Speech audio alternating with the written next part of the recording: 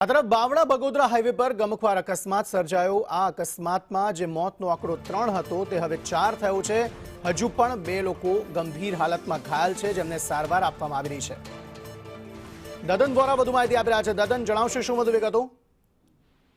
આજે વહેલી સવારે 4 થી 4:15 આસપાસ અમદાવાદ નરોડાથી કેટરિંગનું કામ કરતા કેટલાક માણસોને લઈને બોલેરો પિકઅપ વાન લઈ બાવળા નજીક ભામાસરા ગામ રિસોર્ટ ખાતે રસોઈ કરવા જઈ રહેલા હતા। તે દરમિયાન રામનગર પાટિયા પાસે ચાની કિટલી પાસે ટ્રકની પાછળ બોલેરો કાર ઘૂસી જતા બોલેરો કારમાં સવાર એક મહિલા અને એક પુરુષનું ઘટના સ્થળે મૃત્યુ થયું હતું, જ્યારે 3 ઇજાગ્રસ્તોને અમદાવાદ સોલા સિવિલ ખાતે લઈ જવામાં આવ્યા હતા।